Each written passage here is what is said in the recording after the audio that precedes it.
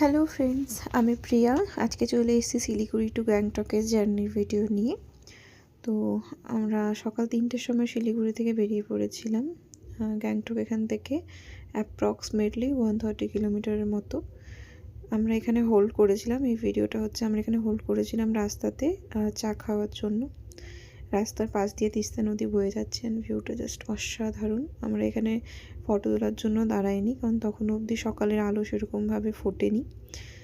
আমরা এখন রাস্তাতে আছি। আমরা এবার সিকিম ঢুকবো। অ্যান্ড সিকিম ঢুকে কিন্তু আমরা হোটেলটা খুব একটা ভেতরে নিইনি। ম্যাল রোড থেকে 1.5 কিলোমিটারের ডিস্টেন্স ছিল। আমরা ঢুকে পড়েই রাস্তার সাইডে আমরা হোটেল নিয়েছিলাম স্টে করার জন্য। যেহেতু রাতের বেলা আমরা রেস্ট করেছি, আমরা গিয়ে পড়ে কিন্তু ঘুরতে বেরিয়ে পড়েছি। সেই ভিডিওগুলো আপনার সাথে শেয়ার করবো। ম্যাল রোড বেরিয়ে পড়েছিলাম ঘুরতে বলতে সেরকম কোথাও ঘুরতে যাইনি, ম্যাল রোডে অল্প হালকা ফুলকা ঘুরেছিলাম, ব্যাস। এখানে কিন্তু পার্কিংয়ের রুলসগুলো কিন্তু প্রচণ্ড কড়াকড়ি।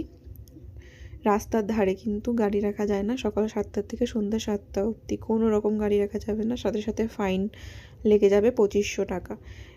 সব জায়গার আলাদা আলাদা করে ট্রাফিক পুলিশ ডিভাইড করা আছেন। ট্রাফিক পুলিশ কিন্তু প্রচণ্ড অ্যালার্ট। টাইমিং সকাল 7টার থেকে সন্ধ্যে 7টা অবধি। রাতের বেলাতে গাড়ি রাখা যায়, বাট সকাল 7টা হলেই কিন্তু গাড়ি সরিয়ে নিতে হবে, নইলেই কিন্তু এসে পড়ে চাকা লক করে দিয়ে ফাইন কেটে নেবে। তো আমরা যেখানে হোটেল নিয়েছিলাম সেখানে আমাদেরকে পার্কিং ফ্রি দিয়েছিল, বাট এখানে পার্কিংয়ের নিয়ম আছে। কেউ যদি পার্কিং মানে আলাদা করে যে পার্কিং গাড়ি রাখতে চায় সেফ জোনে, তাহলে কিন্তু পার ডে 500 রুপিস। খুব বার্গেনিং করলে হয়তো 450 এরকম কিছু হতে পারে, বাট পার্কিংয়ের ডিমান্ডটা যেহেতু এখানে অনেকটা বেশি, পার্কিং জোনের ডিমান্ডটা, তো পার্কিংটা এখানে লাগে আর কি। যাওয়ার সময় পোলটা পড়েছিল আমাদের ইন্ডিয়ান ফ্ল্যাগের লাইটিং দিয়ে। এই পোলটা সবাই জানো, সিকিম ঢোকার সময় এরকম দুটো পোল আসে। সিকিম ঢুকেই জাস্ট এই পোলটা পেরালাম।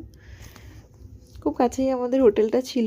তো আমরা হোটেল গিয়ে পরে খুব একটা আমাদের টায়ার্ড তো লাগছিল না, কজ আগের দিনকে আমরা রেস্ট করেছিলাম। এই যে সামনেই যে গাড়িটা এরকম রাস্তার ধারে পার্ক করেছিল বলে পুলিশ কিন্তু গাড়ির চাকাটা একেবারে লক করে দেবে। এটা আমি ক্লিপটা শেয়ার করেছি আপনাদের সাথে, কতটা পরিমাণে কড়াকড়ি আছে এখানে। পার্কিং এখানে প্রত্যেকটা ট্রাফিক রুল কিন্তু প্রচণ্ড কড়াকড়িভাবে মানা হয়। তো যাই হোক, আমরা এখানে স্টে করার জন্য যে হোটেলটা নিয়েছিলাম, জাস্ট গিয়ে পড়ে জিনিসপত্র রাখি আমরা, অ্যান্ড তারপরে আমরা বেরিয়ে পড়বো ম্যাল রোডের জন্য।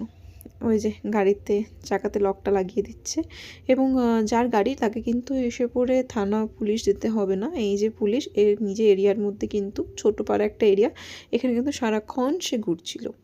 তো সবার আলাদা আলাদা এরিয়া ডিভাইড করে দেওয়া আছে, অ্যান্ড সেখানে সে সারাক্ষণ অ্যালার্ট আছে। সে ঘুরছে এদিক থেকে ওদিক, বাইকটা নিয়ে পরে কিন্তু ঘুরে বেড়াচ্ছে। তো আমরা বেরিয়ে পড়লাম ম্যাল রোডের জন্য। ওই যে ওভারব্রিজ হয়ে ওপরে ঘুরে ঘুরে যাওয়ার রাস্তাটা দেখতে পাচ্ছেন গ্রিন কালারের, ওটাই কিন্তু ম্যাল রোড যাওয়ার রাস্তা। তো এরপরে আমরা ম্যাল রোড যাচ্ছি, রাস্তায় এখন আমরা ব্রেকফাস্ট করব। তো এই ওপরে রাস্তাটা যেহেতু দেখতেই পাচ্ছেন আপনারা, প্রচণ্ড ঢাল। তো এটাতে মানে ডিস্টেন্সটা ছিল 1.5 কিলোমিটার ম্যাল রোড আমাদের হোটেল থেকে, বাট সেইটুকু রাস্তায় হাঁটতে গিয়ে কিন্তু পুরো অবস্থা খারাপ হয়ে যাচ্ছিল। আর এখানে ট্যাক্সির ব্যবস্থা আছে, ট্যাক্সি আপনি বুক করে নিয়ে আপনাকে যেতে হবে। যদি শেয়ারিং পেলেন সেটা আপনার লাকের ওপরে, যে আপনি শেয়ারিং পেয়ে গেলেন। হ্যাঁ, কোনো ডেস্টিনেশন টু ডেস্টিনেশন যাচ্ছেন বা অনলাইন বুকিং করে যাচ্ছেন, তাহলে কিন্তু আপনি অফার প্রাইসেস পেতে পারেন, বা শেয়ারিংয়ে গেলে একটু টাকাটা কম লাগে। এখানে ফুল প্রচণ্ড পরিমাণে বিক্রি হচ্ছিল কজ ওয়েদারের জন্য, অ্যান্ড অরেঞ্জেস। তো প্রথমে সকালে ম্যাল রোড গিয়ে আমি অল্প বাজারটা দেখি, অ্যান্ড তারপর রিটার্ন চলে আসি ব্রেকফাস্ট করে। দেন দুপুরে রেস্ট করে কিন্তু সন্ধ্যাবেলায় আমি আবার গেছিলাম ম্যাল রোড, স্পেশালি কিছু জিনিস জানতে, অ্যান্ড কিছু শপিং করেছিলাম ম্যাল রোড থেকে। বাড়ির লোকেদের জন্য কিছু উইন্টার সিজনের কিছু জামা কাপড়, এইসবই, আর বিশেষ কিছু না, ওইসবই পাওয়া যাচ্ছিলো। রোড মানে একটা ছোটো পাড়া মার্কেটের মতো আর কি, যেখানে কিছু কিছু জিনিস পাওয়া যাচ্ছিলো। অ্যান্ড তার সাথে ম্যাল রোডে যেটা মেইন, ম্যাল রোডে গিয়ে পড়ে কিন্তু আমরা যেহেতু গাড়ি নিয়ে গেছিলাম, বাট আমরা খোঁজ খবর করছিলাম, ওখানে গিয়ে কিন্তু আপনি প্যাকেজ বুক করতে পারেন সাইট সিনের জন্য, সেটা আপনি 0 পয়েন্ট, লাচুং এগুলো যাওয়ার জন্য করতে পারেন। আবার গ্যাংটকের সাইট সিন আছে কিছু কিছু, সেগুলোর জন্য কিন্তু প্যাকেজ বুক করতে পারেন। যদি 0 পয়েন্ট, লাচুং এগুলো আপনারা যেতে চান তাহলে কিন্তু পার হেড 5000 করে লাগবে। 2 নাইট 1 ডে, আমরা ডিটেলসগুলো নিয়েছিলাম। 2 ডে অ্যান্ড 1 নাইট খাওয়া দাওয়া তারা দেবে, অ্যান্ড তার সাথে হোটেলের স্টেটাও লাচুংয়ে তারা দেবে।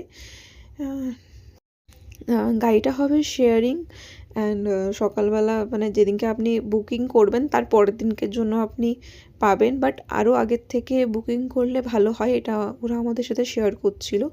কজ এখানে কিন্তু এই প্যাকেজ সিস্টেমে যেগুলো ছিল, মানে যেখানে আমরা জিজ্ঞেস করতে গেছিলাম সেখানে এসে বলছিল অলরেডি কিন্তু সবটা বুকিং হয়ে গেছে, মানে 2 দিন আগের থেকেই অলরেডি সব কিছু বুকিং হয়ে যায়, বুকিং পাওয়াটাও কিন্তু খুব মুশকিল।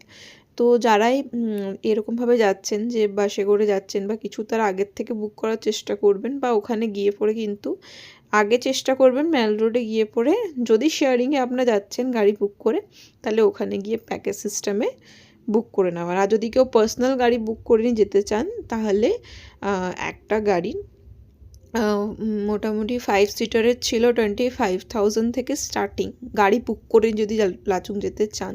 ওর মধ্যে আপনার হোটেলস থাকবে, খাওয়া দাওয়া থাকবে, এগুলো থাকবে। আর যদি শেয়ারিংয়ে যেতে চান তাহলে পার হেড 5000, আর 1 ডে 2 নাইটস।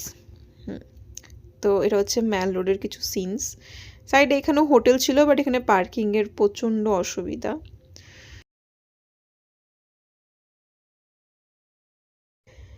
তো ভালো লাগলে লাইক, শেয়ার অ্যান্ড একটা ফলো করবেন।